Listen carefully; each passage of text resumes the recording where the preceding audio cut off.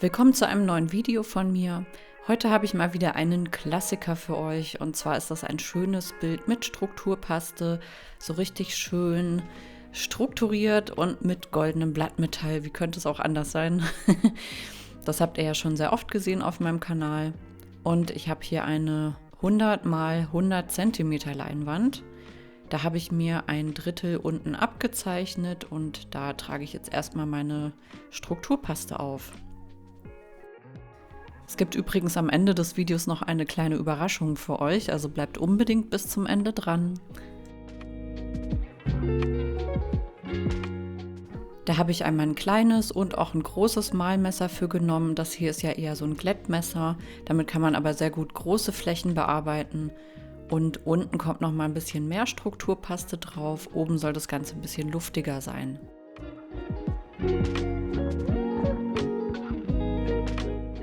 Ich habe euch übrigens in der Videobeschreibung verlinkt, welche Strukturpaste ich genommen habe und auch sonst welche Materialien und Farben ich so benutze. Also falls euch das interessiert, dann schaut bitte einmal in die Videobeschreibung. Das Bild muss jetzt einmal komplett über Nacht durchtrocknen. Ich habe mir hier zwei Beige-Töne angemischt. Das eine ist eher so ein bisschen graustichig, das andere ist eher so gelblich, creme, beige, also mit einem wärmeren Farbton. Und hier für die Basis habe ich wieder gebranntes Umbra benutzt und auch ein normales Umbra. Umbra Natur heißt, glaube ich, der Farbton.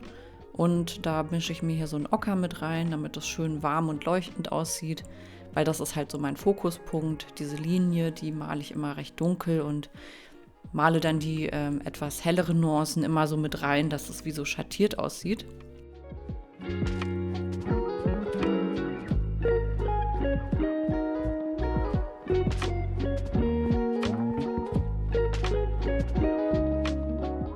Ich benutze dafür einfach so einen Borstenpinsel. Ich glaube, das ist hier jetzt so ein Katzenzungenpinsel. Also die Form heißt ja Katzenzunge, was so ein bisschen abgerundet ist oben.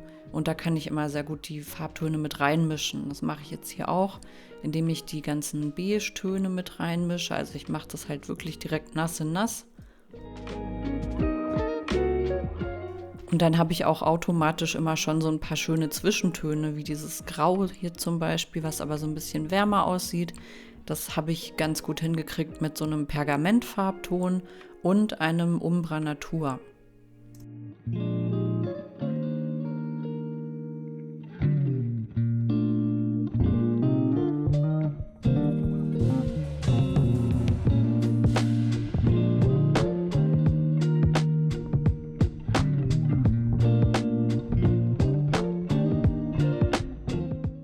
Hier habe ich zum Beispiel auch ein Neapelgelb mit reingemischt. Ich glaube, das ist von Amsterdam oder so, Neapelgelb dunkel.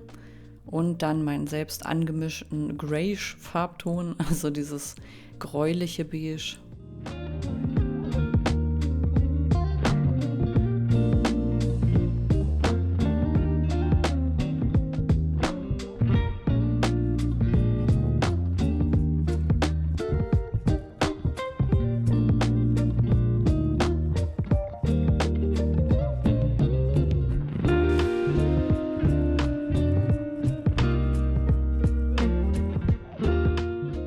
Wichtig für die großen Flächen ist mir, dass möglichst viele Schattierungen mit reinkommen. Deswegen habe ich jetzt auch noch ein Titanweiß mit dazu gemischt. Einfach damit ich das noch mal ein bisschen aufhellen kann, als wenn da so die Sonne drauf scheint an die Stellen.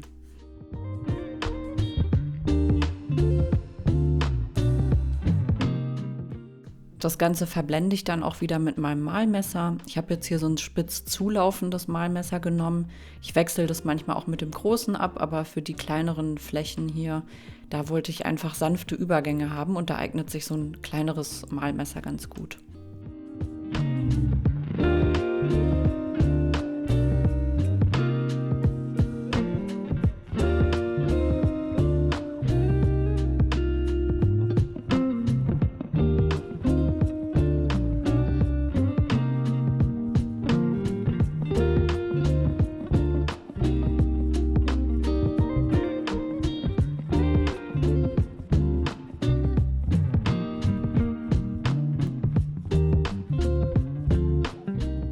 Zwischendurch kann man auch immer noch mal mit so einem ganz normalen Küchentuch ein bisschen schattieren. Die Farbe, die ich da jetzt aufgetupft habe, war mein selbst zusammengemischtes, warmes, helles Beige, also fast schon Elfenbein. Und das arbeite ich da einfach so ein bisschen mit ein.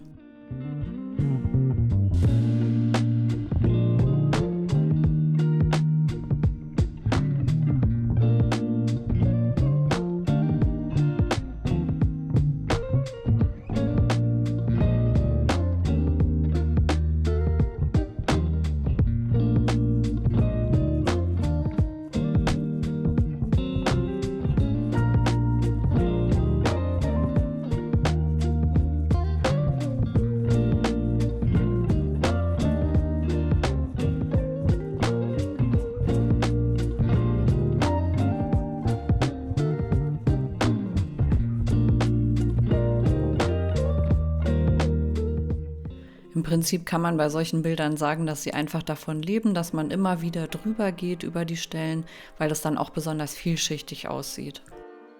Und man sieht halt auch diese ganzen schönen Farbschattierungen, auch dieses warme Ocker zum Beispiel. Ich möchte da ja auch so ein paar Goldtöne mit aufgreifen, weil die sich ja auch später sehr gut mit dem Blattmetall verbinden werden.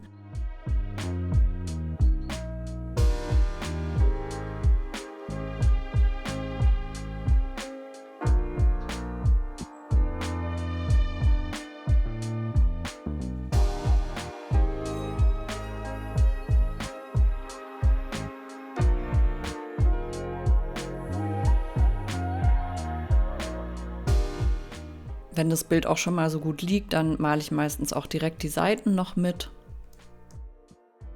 Und dann werde ich das Ganze jetzt einmal komplett über Nacht durchtrocknen lassen.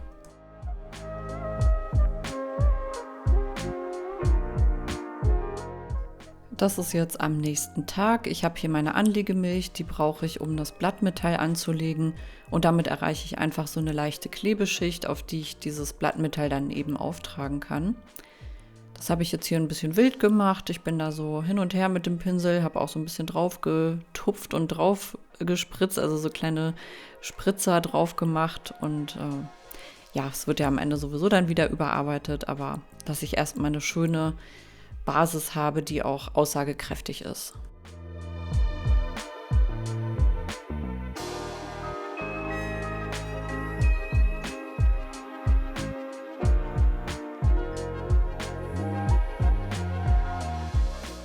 Wenn so ein bisschen Überschuss da ist, kann man das einfach mit einem Taschentuch oder einem Küchentuch abtupfen. Dann trocknet das Ganze jetzt für ungefähr 25 Minuten an und hier habe ich auch schon mein goldenes Blattmetall. Schaut mal, wie schön das leuchtet, wie die Sonne.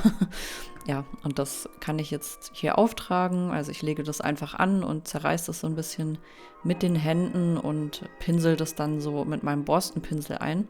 Ich benutze auch immer denselben Pinsel dafür, einfach so einen großen Rundpinsel.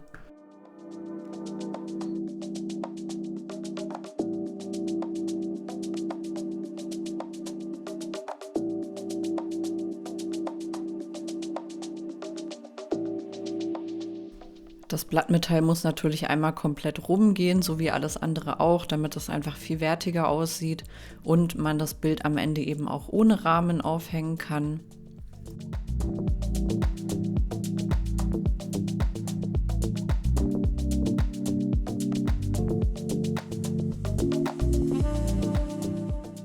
Die überschüssigen Partikel sauge ich wie immer mit dem Staubsauger weg.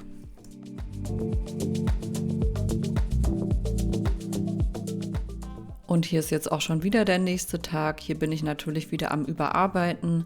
Kein Bild, was ich nicht nochmal überarbeite, weil ich möchte, dass die Bilder am Ende perfekt aussehen. Deswegen muss das einfach nochmal sein. Die Stelle hier war mir einfach ein bisschen zu dunkel und da muss ich eben nochmal drüber. Und das mache ich eben dann ganz in Ruhe, arbeite das ein. Ich habe ja meine Farben hier und dann kommt nach und nach eben immer so eine etwas hellere Schicht drauf, aber ich finde, dadurch gewinnt das Bild halt auch viel mehr an Strahlkraft, wenn man einfach nochmal drüber geht und das nicht, ja, dann so dunkel lässt. Also dieses ganz Dunkle, das sieht dann auch immer recht düster aus. Das ist dann auch nicht so schön.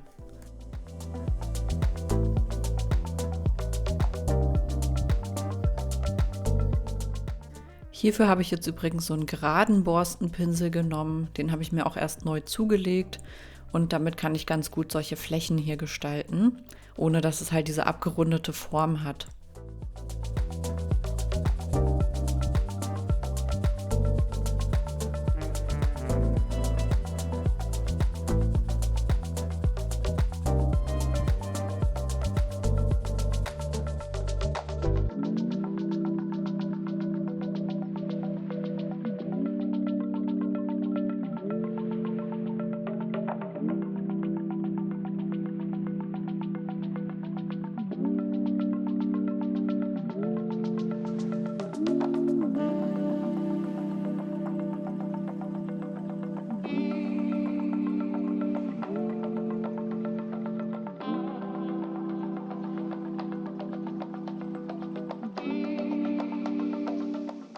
Ich habe mich auch dazu entschieden, am nächsten Tag nochmal drüber zu arbeiten, einfach weil ich das oben noch mal ein bisschen heller haben wollte. Es sollte einfach noch ein bisschen mehr leuchten und eleganter aussehen.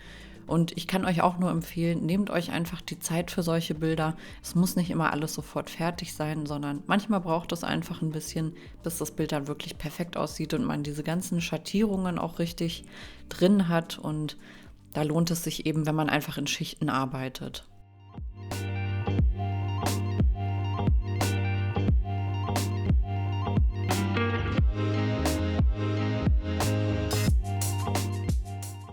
Hier ist auch noch mal ein wärmerer Farbton mit dazugekommen. Dann arbeite ich natürlich die Farbe, die ich gerade aufgetragen habe, auch noch mal mit dem Malmesser ein, damit es sich dem Rest anpasst.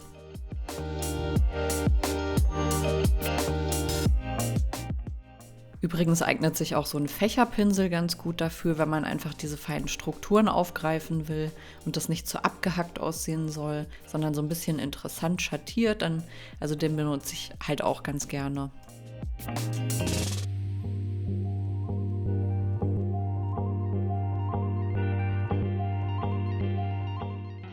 Das waren jetzt aber auch wirklich die letzten Pinselstriche und danach ist das Bild auch fertig. Der Raum ist jetzt so ein bisschen überbelichtet, weil hier direkt die Sonne drauf scheint.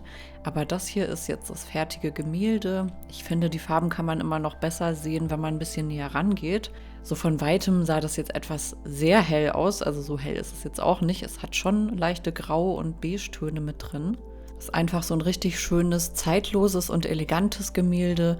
Und ich mag dieses Motiv einfach total. Das heißt Golden Horizon, also goldener Horizont. Und ja, ich finde, es ist einfach so hübsch als Hintergrundbild auch und passt sich eben auch in so eine minimalistische Einrichtung sehr gut ein. Ja, und die kleine Überraschung, die ich euch versprochen habe, falls ihr es nicht auch schon irgendwie gesehen habt, ist, dass ich schwanger bin und zwar mit 2 kleinen Jungs. Also es wird sich einiges ändern, aber es soll ja hier auch nicht so viel um mich gehen, sondern eher um meine Kunst. Deswegen einfach ein kleiner Hinweis, falls ich mal nicht so viele Videos schaffen sollte oder so, dann liegt das natürlich daran. Das Bild ist jetzt auch wieder in meinem Etsy-Shop erhältlich. Falls ihr mal möchtet, schaut da gerne rein, um mich zu unterstützen. Der Link ist in der Videobeschreibung. Ich wünsche euch nun noch einen wunderschönen Tag und sage wieder Ciao und bis zum nächsten Mal.